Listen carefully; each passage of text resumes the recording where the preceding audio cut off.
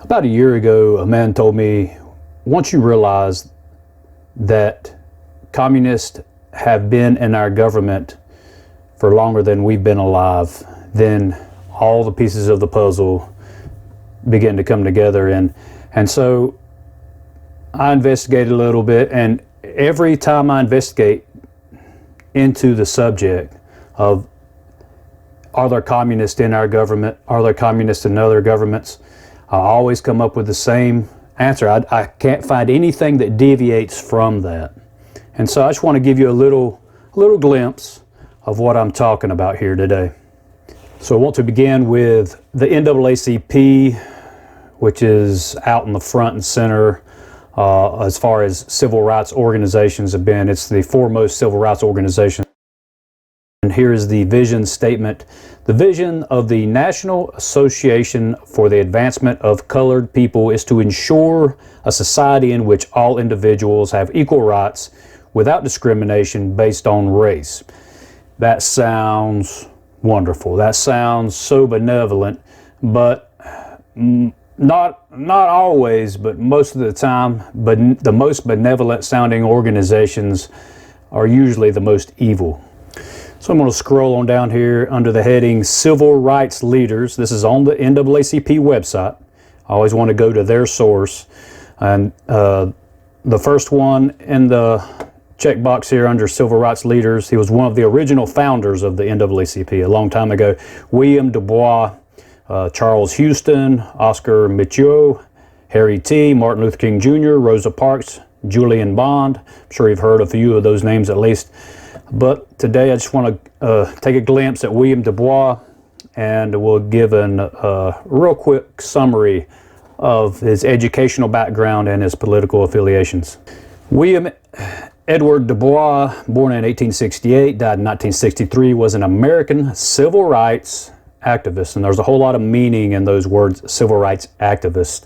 Hopefully we can get into that at some point. The next thing it calls him is a leader.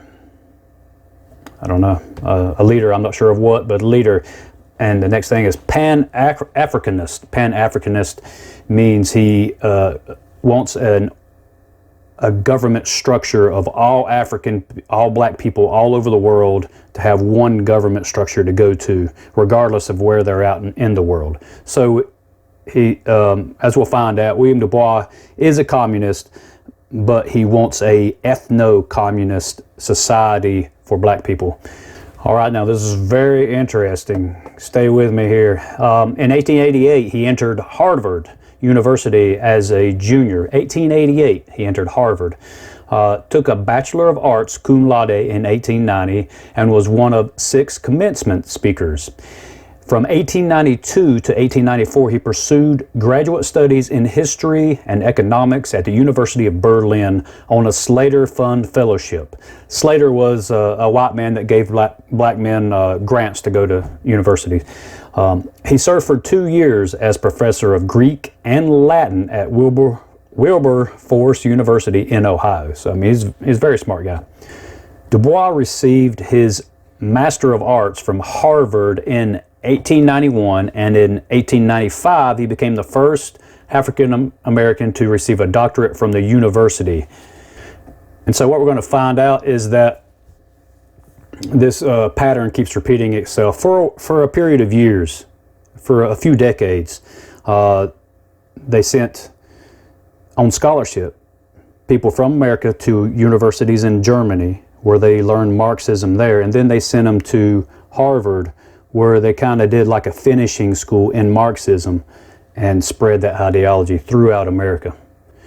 And so this idea is that Marxist ideology came to Harvard in the United States first, from Germany, and spread from Harvard to all the elite universities, Yale and so forth, and then to the lower level universities, the colleges, the technical schools, the high schools, the middle schools, and today we have drag queen story hour in elementary schools. And another thing I want to point out, anytime that I say the word African American, that is from these websites such as the NAACP website. Common people do not use the term African American. Black people call themselves black, and white people call black people, and black people call white people. It's just how we do. It's just how it works. I mean, to label somebody, to keep changing the labels. I mean, we started out, you know, in the name of NAACP, advancement of colored peoples. Black people don't like to be called colored. What are you coloring them with, crayons? I mean, they don't like it. They like to be called black, and that's just the general idea.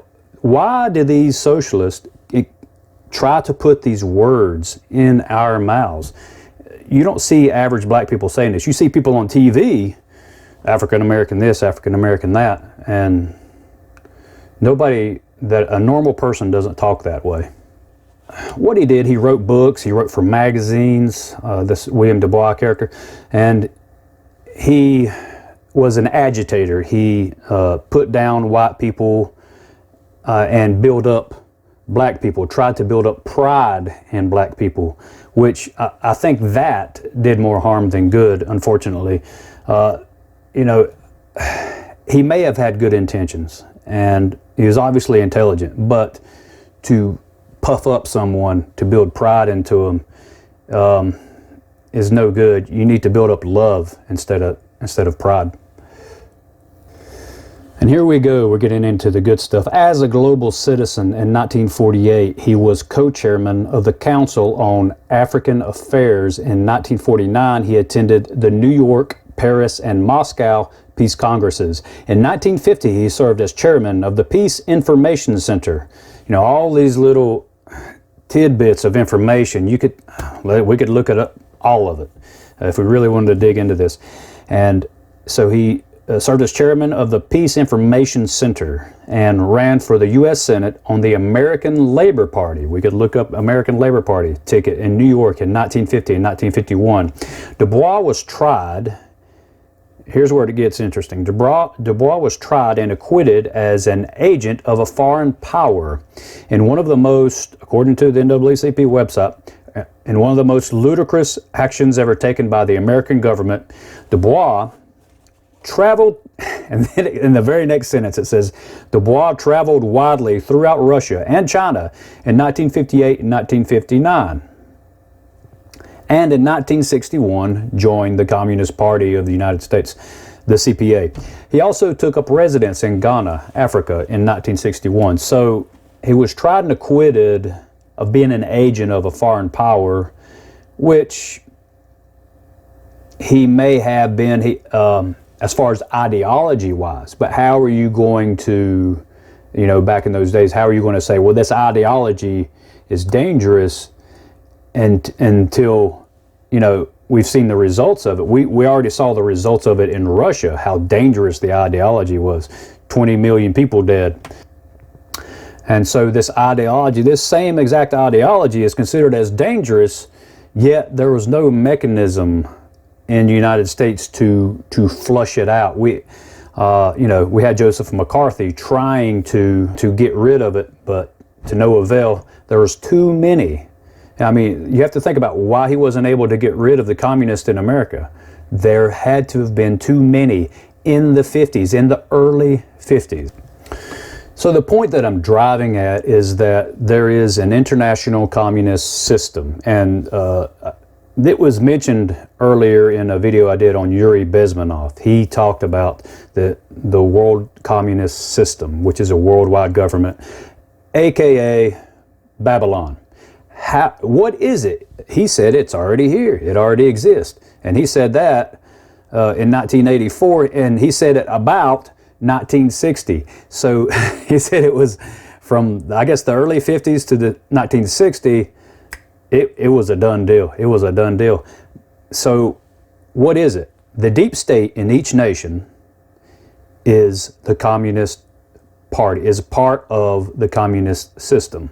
And the Chinese Communist Party, the CCP, is the military backing, the might, the fist, if you will, of this world communist system. Don't be so sure those Chinese haven't been building up weapons of mass destruction for the last 4 decades. I'm sure they have. Otherwise, why did every other nation agree to allow communist China to be the most favored nations for the last 35 years, I guess. It's crazy. You got to, if you understand this is the puzzle, and I'm putting it together for you right here. And over time, I hope we can realize you won't be able to get out of the realization that this is true. Each deep state and each nation, part of the communist world system, Chinese Communist Party, is a military backing.